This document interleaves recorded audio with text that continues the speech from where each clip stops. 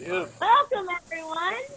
I am so happy to have everyone join us for our May 8th meeting of the Brentwood Rotary Club. For those visiting, I am Sarah Johnson, your honored president, and I just want to thank everybody for joining with us in our virtual meeting. Our invocation is going to be led by Mark McFerrin, and our pledge and four-way test by Linda Stugis. So I'm going to turn the program over to Mark. Well, before I pray, I don't know about you, but I learned a lot in my little breakout room. It's amazing what's behind everybody. So maybe, President, one meeting we should just go around the room and let everybody describe what's behind them. But the person who takes the cake was Sonia. Has a wild animal not only on her wall that's not moving, but she has one right on the back of her chair, a wild animal, and it looked like a raccoon. And it matched her scarf, which was kind of weird too. I'm not sure what that was all about, but anyway. All right, we need to pray, and there'll be a moment in the prayer where I'm gonna ask you all to kind of just reflect on who it is you want to pray for. And it may be just to say a name of somebody that you know in your circle that needs prayer for whatever reason. We've done this before in prayer groups, and it's just kind of nice to pause. So during the prayer, I'm going to pause and ask you to just, you might even say that person's name out loud, and just have a prayer for them. Just say their name, because that just says you're thinking about them and praying for them, whether that's from a health issue, financial. I've heard a lot of people are impacted by the electric storm, or by electricity went out because of the storm. Some people spent hotel nights out. Some people lost food because of refrigeration. Those are first world problems, but nonetheless, they're problems. So Lord, we ask that as we gather today that, and just appreciate the friendship that we've all enjoyed through Rotary on these Fridays. Thank you that we have technology, that you've created technology to be used in positive ways. We know technology has also been used in a lot of negative ways, but we rejoice in the fact we're using it for good work here today. Thank you for all the members and the families represented. We know that we're all in this storm together, but yet we're all in different kinds of boats. And some of us may know people that are not even in a boat because of what they're going through. And so we lift everybody up so that you would be in their way and be very personal to them. So let me just pause right now and just think about that person that you want to pray for right now. Just, if you want to say their name out loud, that's fine. If not, I'll just take a few seconds here to pause while you pray for that person that comes to your mind. Jim and Judy.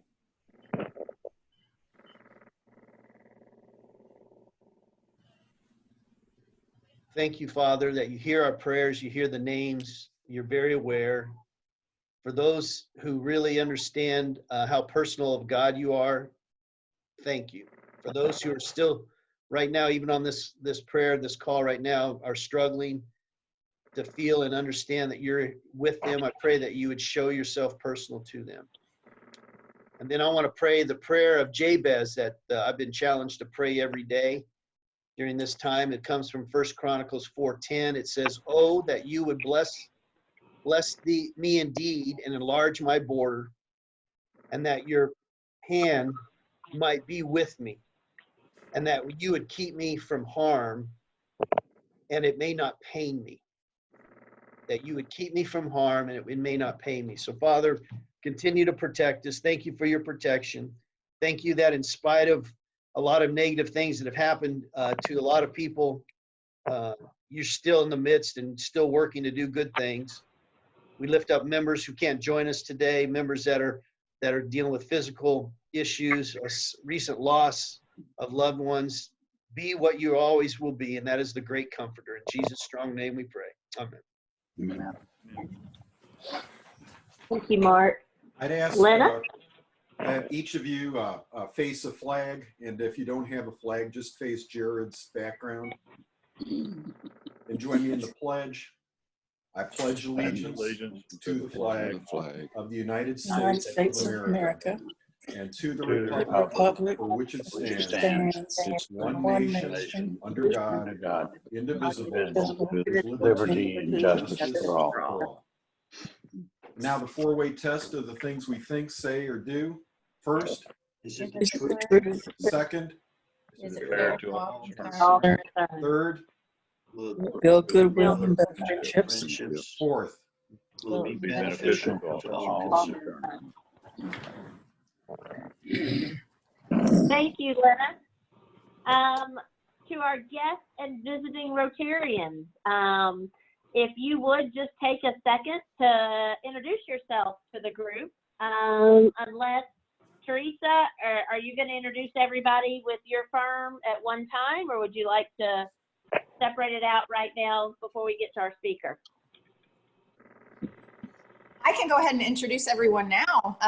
I'm Teresa Baker, a wealth strategist with Waddell and Associates. Also here is Nicole Bean, and she's a success strategist with Waddell and Associates. And then David, who's our speaker, I can introduce him right before he goes on.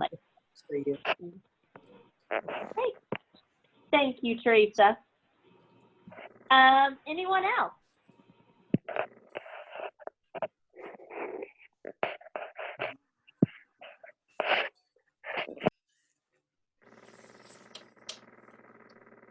All right. Well, with that, I'm going to open everything up to the group for Happy Bucks.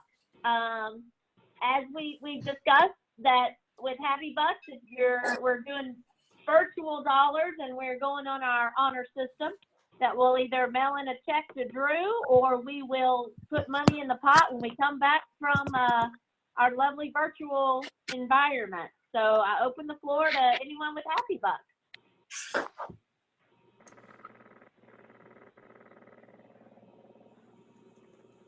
I'll go first.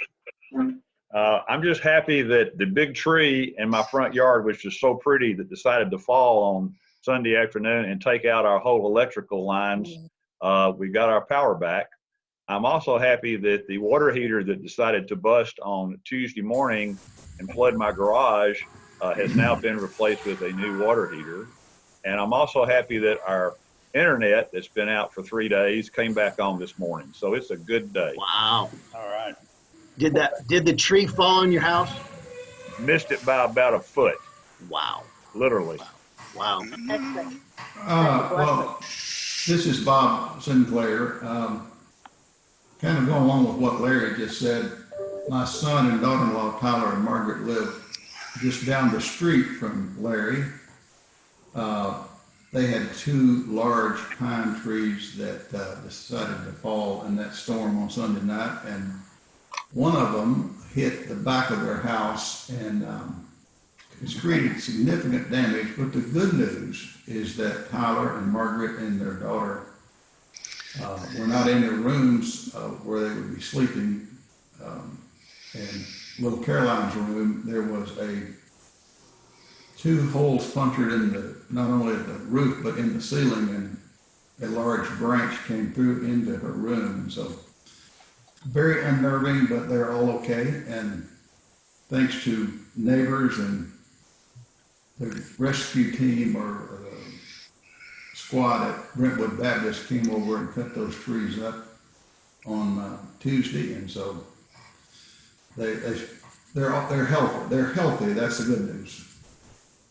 And not to mention that Margaret's due with a new baby in 2 weeks now, 2.5 weeks. 23rd of May. Yep.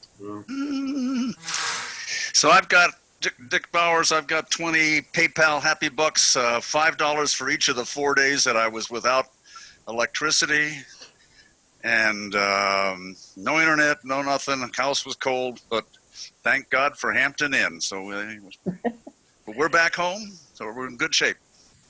That's fantastic. Thank you for letting us know. I'm so glad that our Rotarians that have had some struggles this week are doing okay. That's the important part. Who else is happy? Well, Sarah, does anybody need help? I mean, is there any Rotarians that need help? That's an excellent question. I've not been told of any, but does anybody know of any on this call that need help? Yeah, because Rod's got a really big chainsaw that he loves using. I got a chainsaw, and you can get on the working end of it if you want to, Mark. I don't know if I trust Mark McFerrin with the chainsaw. I'm there for you, Rod. There you go. I'm happy. I'm happy. I discovered the technology here. I renamed myself Alan Treadway. Devin had me as did not go to the Martin Center. So there you go. Happy birthday, Alan.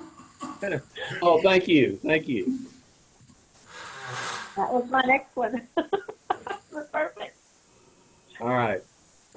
Who else? Anyone else?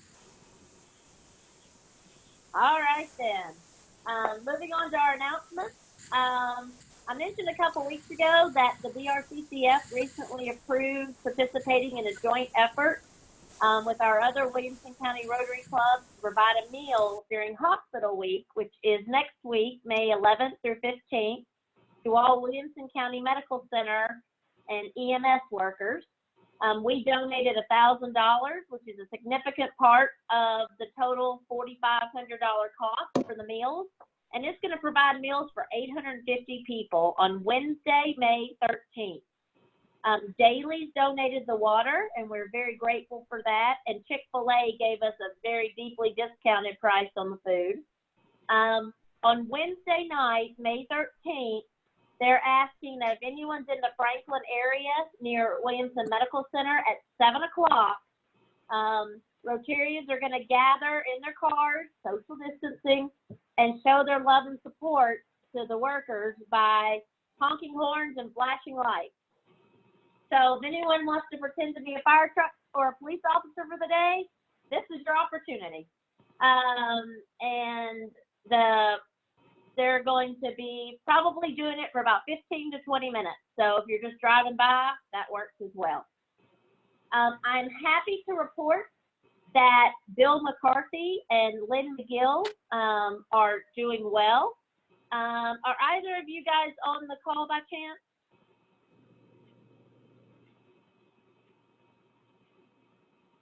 Okay. Well, they had planned on joining us today, and if not, they'll definitely join us next week. But they're both doing much better, and they look forward to joining us again in the near future. Sana spoke with Virginia Stokes today, and I'm going to turn it over to Sana to kind of give us an update about John. Well, John is doing okay, according to Virginia. They, of course, live at the Harmony now in Brentwood, and so they're on lockdown. She said they don't leave the building at all. They do go outside every now and then, and they have a lovely balcony where they can get fresh air if it's not too cold. But she said that John's medication's been changed, that he was on a certain drug that was really making him feel real bad. And all they did was said, okay, take it every other day, but take a double dose so that you have good days and bad days. So I think now he's on a, good day, bad day sort of schedule. But he was hoping to join us today. I told him about the breakout sessions, and he seemed real excited about that. So hopefully he'll be back with us next week. Thank you, Sana. We appreciate the update. Wanted to also let everyone know that the golf committee has met, and they decided to move this year's golf tournament from June 15th to a date later on this fall. Larry Kane will be in touch with everyone about the plan details in the next few weeks. And just as a reminder, we're asking all Rotarians to obtain at least $500 in sponsorship. With this change, it's going to give us a little bit more time to raise our commitment.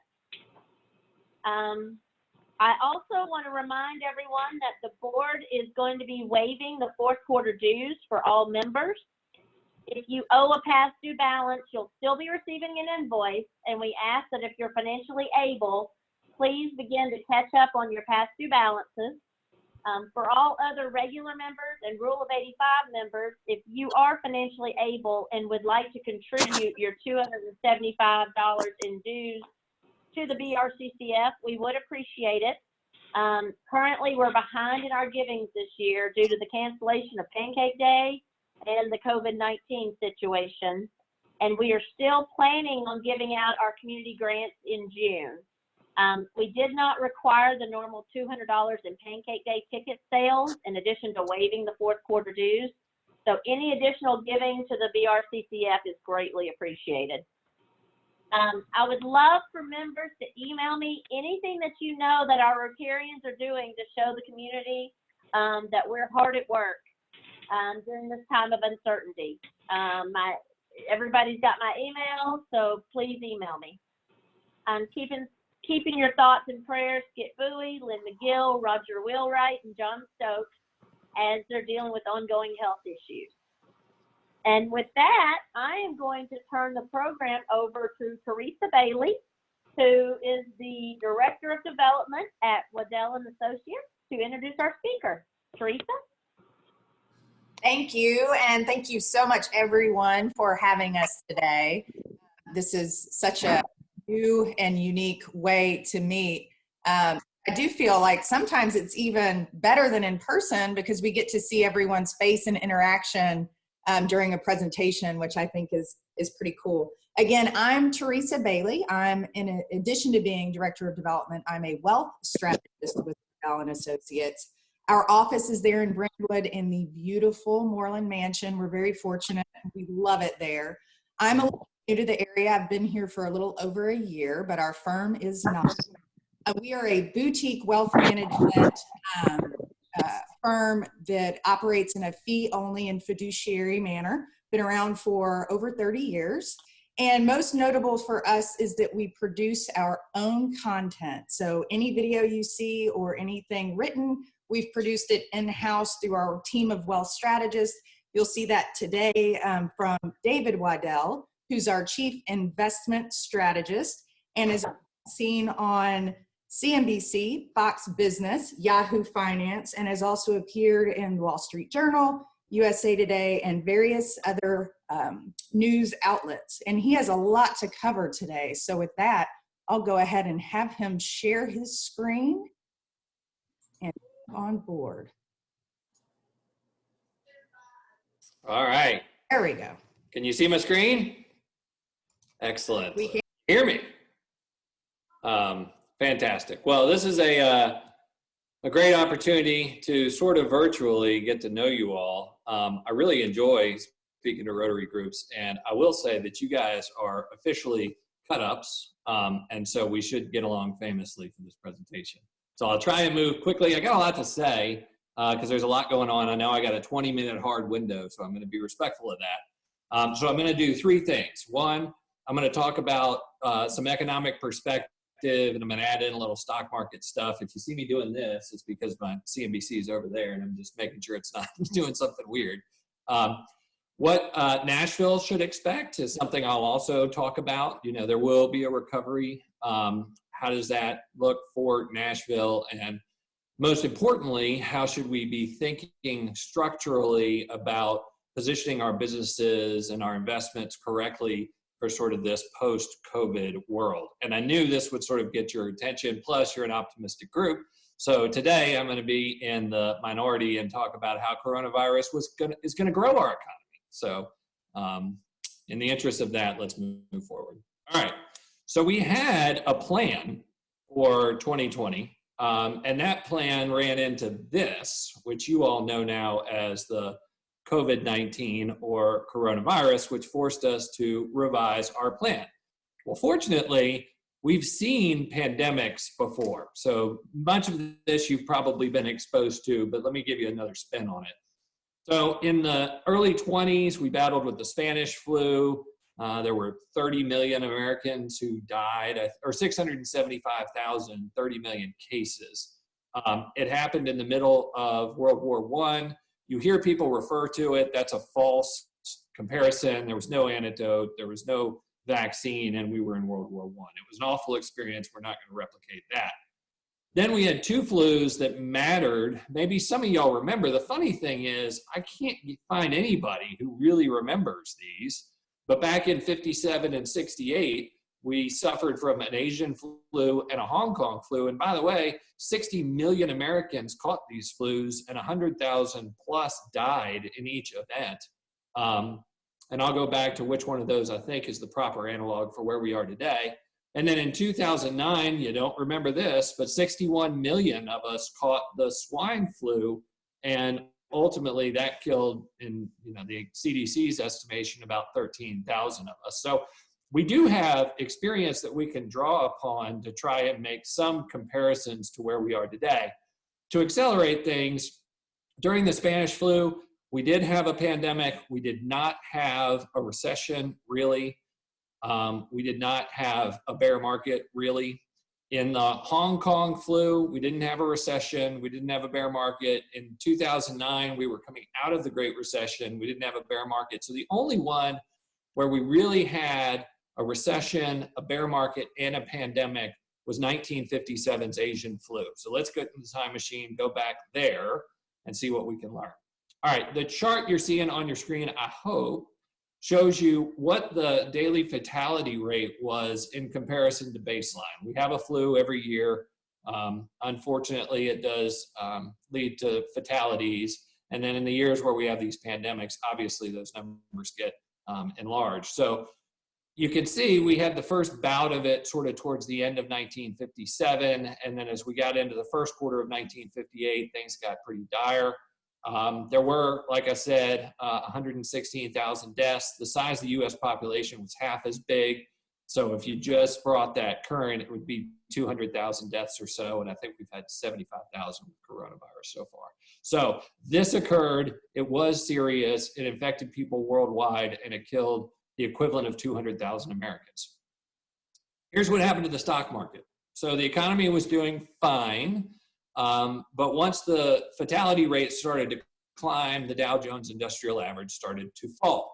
So the maximum drawdown during that infectious period was about 21%. I put 18.3 on the slide because you got to add the dividends back to get the right total return number. But it was officially a bear market inspired by the pandemic. But over the entire experience, the stock market rallied back pretty quickly, and things got back to normal. From an economic perspective, what happened is very similar in a smaller degree to what we're going through today. There were quarantines, they did close schools. There was a vaccine that ended up hitting a marketplace. It was about 60% effective, but the consumer did retrench in the first quarter of 1958. Not to the magnitude of where we are today, because today we have the Twitter. Back then we did not. Nonetheless, the headlines did tell people to stay indoors. There wasn't, from what I can tell, a lot of fiscal stimulus in response from the government. So I don't think there was a big government program to offset what was happening in the economy.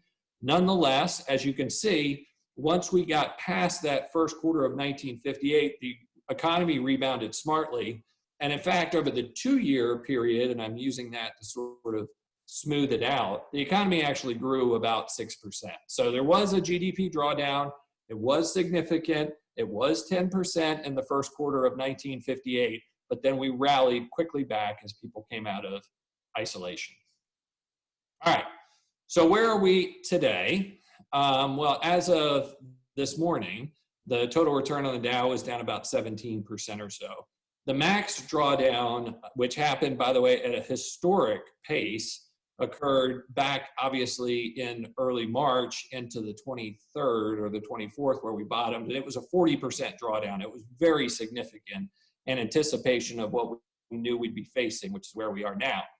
What about the economy? Well, we know, and we saw data on this today, that 30 million Americans are now unemployed. I will state this, half of those are actually earning more money unemployed than they were employed.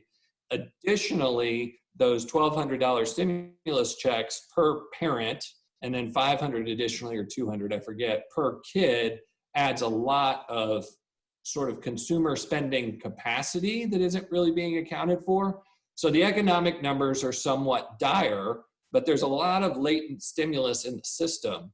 And because of that, if you look at the chart on the right, first quarter ended up being down almost 5%. These are numbers we pulled from Morgan Stanley a month ago. So it was worse than what you're seeing. Second quarter could be a 30 to 40% drawdown quarter over quarter, which would be unprecedented and super dire. But what the media doesn't tell you is what to expect after that. Many of our Federal Reserve officials were commenting on this yesterday. We should see a pretty rapid snapback. I'll give you one data bite. So I have a client, or we do, that's in the strip mall business, and they have strip malls all over the country. And I called him yesterday and I said, how's business? And he said, well, 50% of our malls are open. Of the 50% that are open, 50% of the shops have opened their doors. Of the shops that have opened their doors, sales are 50 to 75% of where they were this time last year. That's a much higher number than people would expect. Now, I don't know if you saw it in the news, but Shanghai Disneyland opened today and sold out this morning. Now, they had a limited number of tickets, but they were widely oversubscribed. So the estimates really assume that we all tiptoe out of our caves. History and the data seems to suggest that we may actually sprint out of our caves. We will see. I tend to be an optimist by nature, but it's going to be a nasty quarter. You're in it. Economy is going to shrink 30, 40% quarter over quarter, and then we should see a rebound at pace with what we're seeing in scientific development. All right. So we've had a bear market, right, down 38% top to bottom. I get a lot of questions about how long is it going to take to recover. Well, I mean, if you're looking at the chart today, we've come 30% off the bottom already, which is astounding, but that still only takes us to about midpoint in the range, top to bottom from where we've been. But there are three distinct types of bear markets, I think, to assess and compare our current experience to. One is a structural bear market. These happen when the economy breaks. It broke during the Great Financial Crisis. It broke during the Great Depression. Those sort of structural declines can be as much as 57%. They're very severe.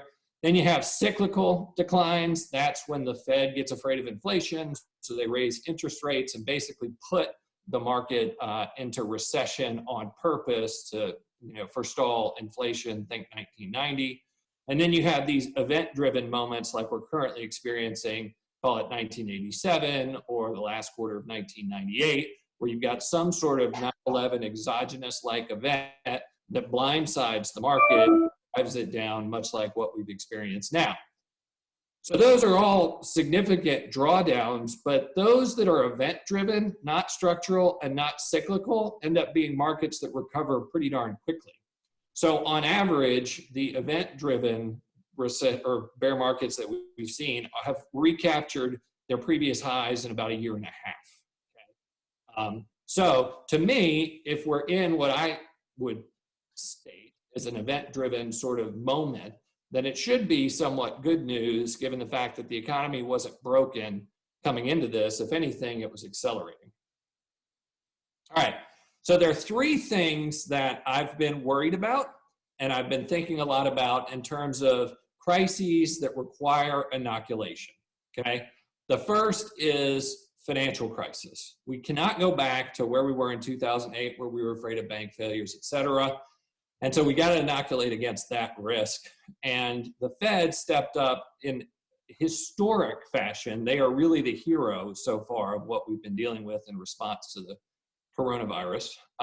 They cut interest rates to zero almost overnight. They've printed an enormous amount of money. They're buying lots of bonds. They're providing tremendous liquidity. We've never seen this much liquidity added to the marketplace. Now, the Federal Reserve was in existence during the Great Depression. They did the opposite of all this during the Great Depression, okay? So they've learned Great Depression, Great Financial Crisis. Here we are today for the coronavirus crisis. And what they've recognized is that the shock and awe campaign of flooding the market with liquidity is the right way to combat the crisis. They have done exactly that. We are not going to have a financial crisis. All right, I am amazed by this. In fact, there was a call this morning with Marsha Blackburn that I listened in on, they're talking about another stimulus package. Well, to give you some comparison to what the Congress has done to inoculate us from an economic crisis, here is a timeline going 600 days in from the first signs of the global financial crisis and how much stimulus and when was deployed. So it basically took us 2 years during the great financial crisis to get up to about $2 trillion in stimulus, which at the time was unprecedented. Well, guess what?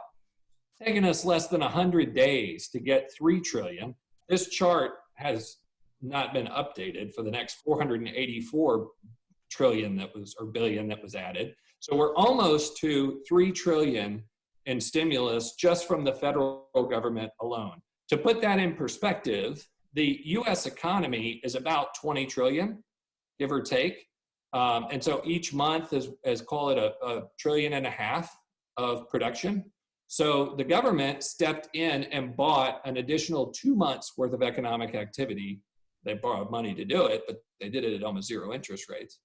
So they bought 2 months worth of economic activity. That's massive.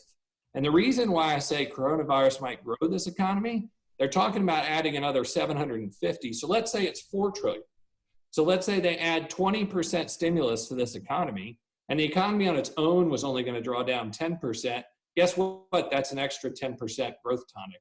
Might be good for, I don't know, presidential election cycles, but it also could be a stimulus rather than just a bridge.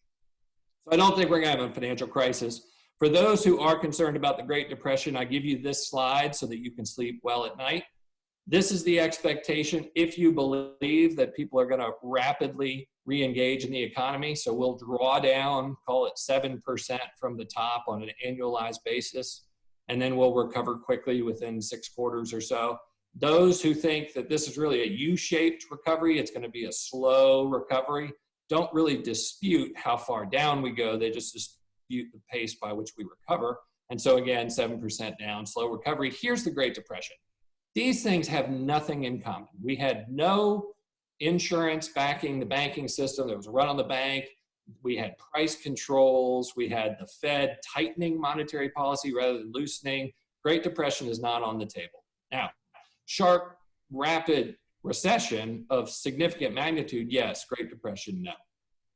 So here's kind of my bottom line on this narrative. 1957, we had an Asian flu. Okay, it was a global pandemic. We lost 1 billion souls on the planet. We were half the population, so that would translate into 2 billion today. In terms of the bear market, or 1 million, excuse me, 1 million to 2 million today. In terms of the bear market, we did have a bear market. We drew down the Dow about 21%. There was a hard stop recession. Remember, we lost quarter over quarter times 4, 10% in GDP in the first quarter of 1958.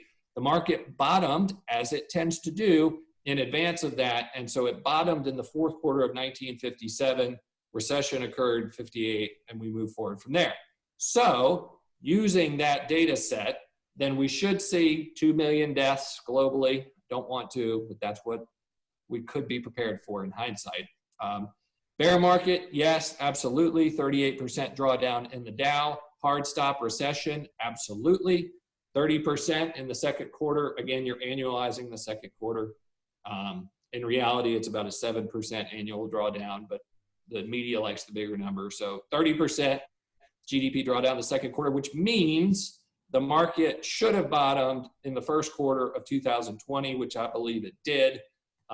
We actually had hedges in our portfolio. We pulled them off on March 20th and April 1st, which in hindsight was, the right thing to do, but used a lot of this history to direct those decisions. All right. So from a financial crisis perspective, we're inoculated. We are not going to have a financial crisis.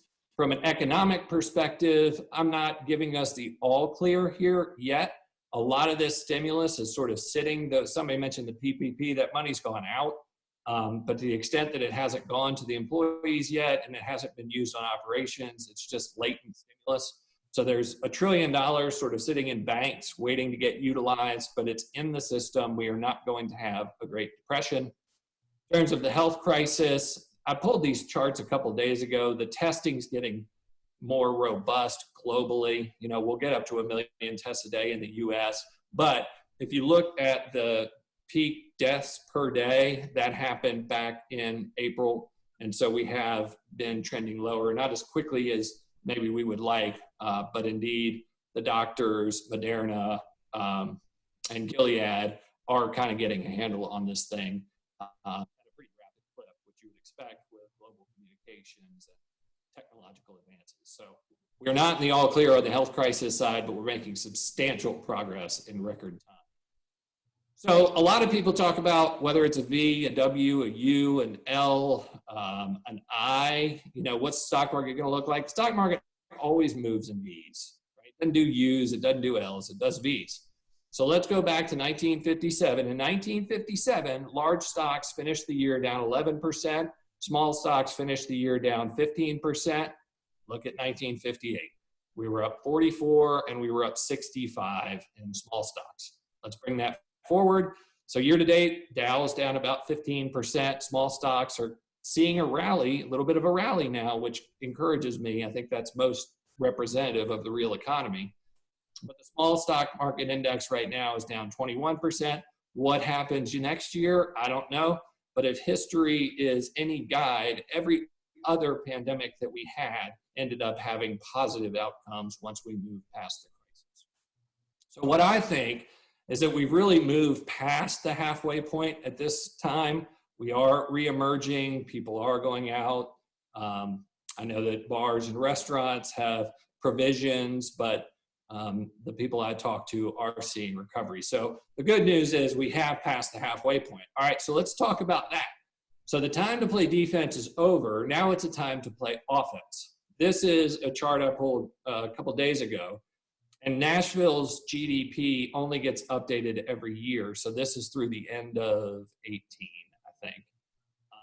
But the blue line is Nashville's real GDP growth year over year.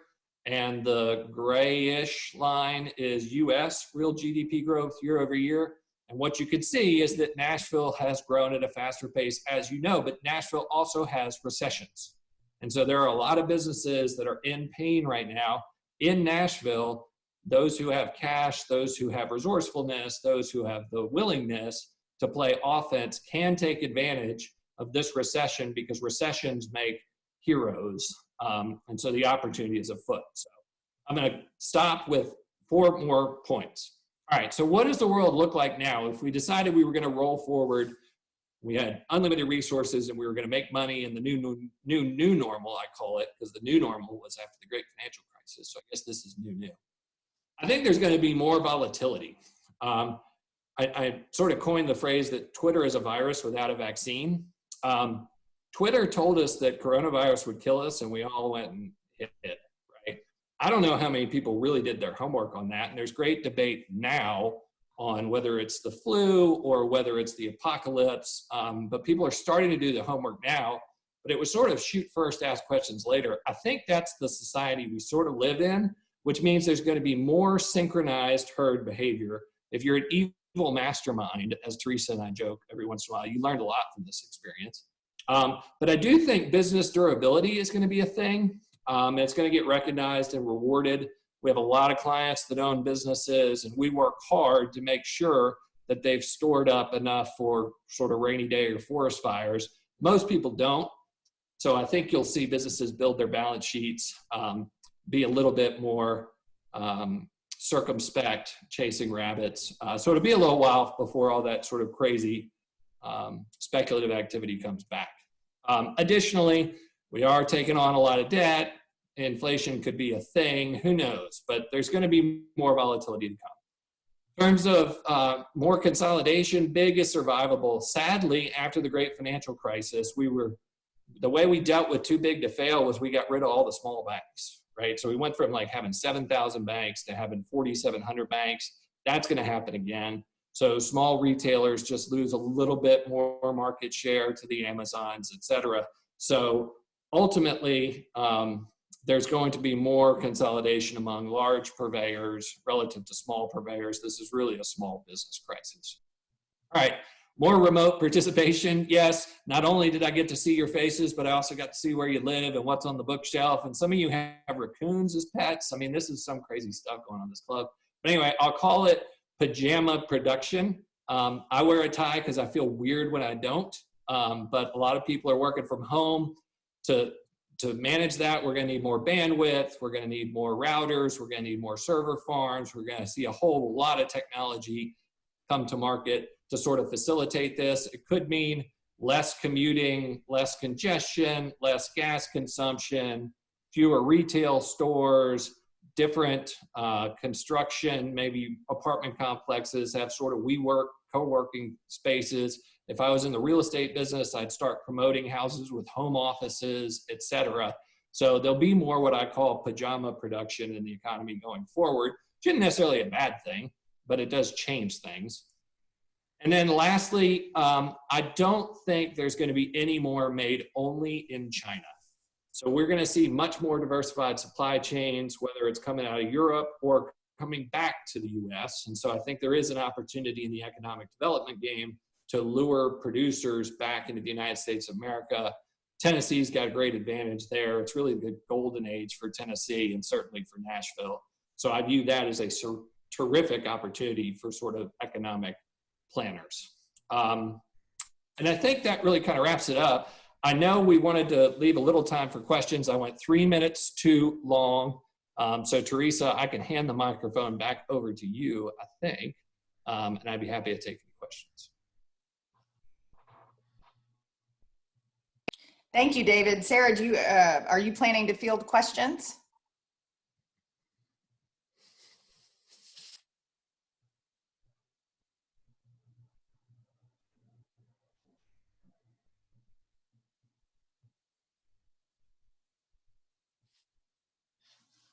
Sarah, we can't hear you. You need to unmute.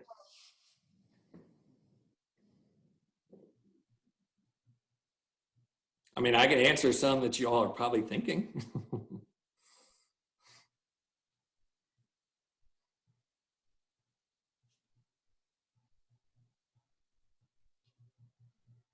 Okay, I'm going to answer questions anyway because I got 5 minutes. So Please do. All right, I get asked if I had a big pile of cash, what do I do? All right, I still think there's time to get this money invested in the market. Like I said, even though small cap stocks or large cap stocks are down 15 or so, small caps are still down 20, internationals are down a bunch, emerging markets are down a bunch, and all that stuff's coming back. So I still think there's opportunity in the liquid markets. In the illiquid markets, and I used to, in I guess 2019, we started doing a presentation called 2020 is going to be a recession. What are you going to do about it? Didn't know about the coronavirus, so don't blame that on me.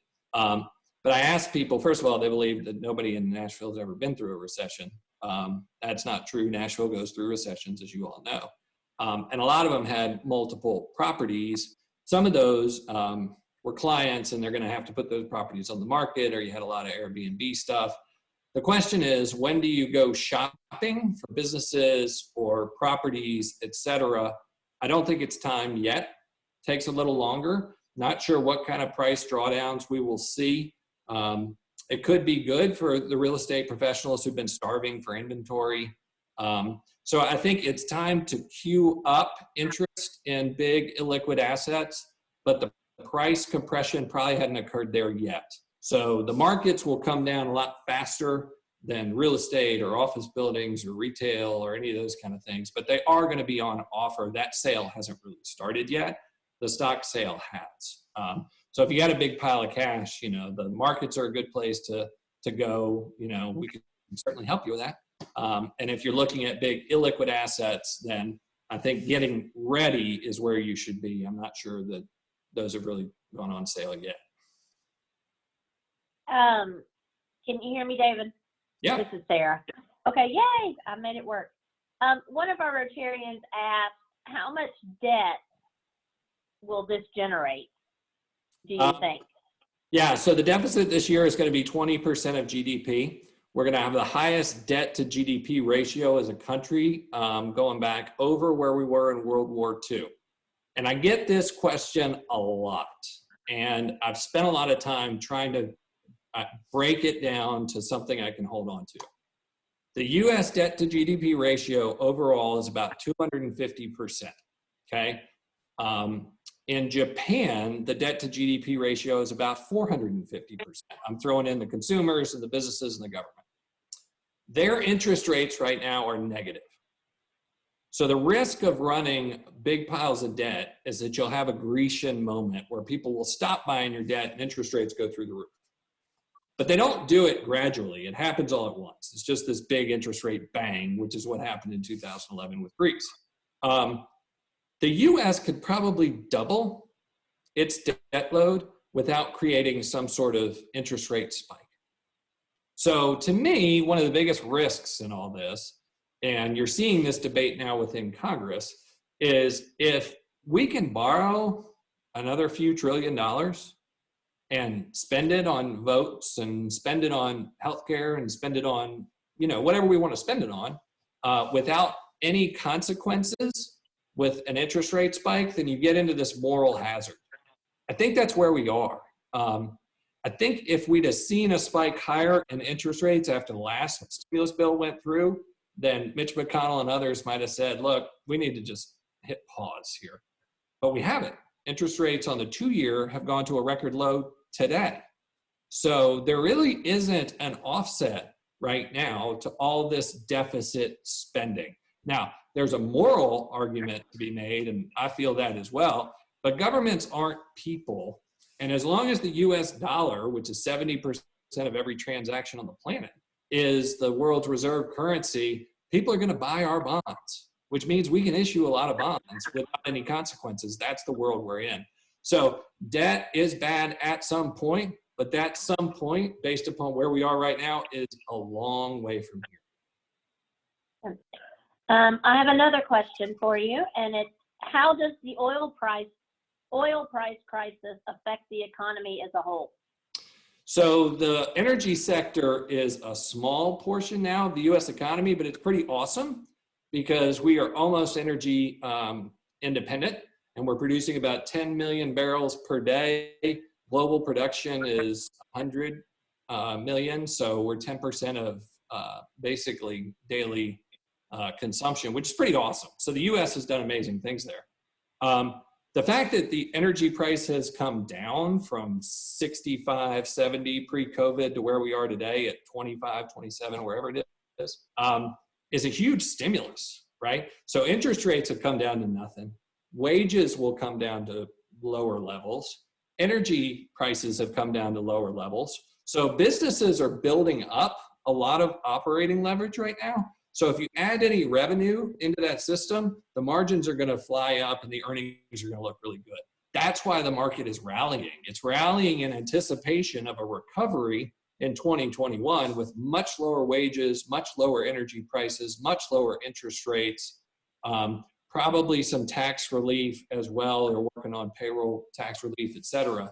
So the low energy prices, the big risk, I'll say one more thing. The big risk of low energy prices is that there was so much wildcat drilling when we got fracking technologies and all that kind of stuff. And these businesses were over-levered, undercapitalized, and we were getting ready to see this massive wave of defaults, except for the Fed stepped up and said, we'll buy all those bonds. So now we're not going to have those defaults, or we're going to forestall them. Maybe energy prices come back. So you're not getting that sort of huge waft bankruptcies that you might have otherwise seen because the Fed sort of bailed them out. And I think businesses overall benefit from the lower price of oil. So I see it overall as additive, not a subtraction. Perfect. Well, thank you, David. We're at 1 o'clock. Thank you to David and Teresa and the team for joining us today.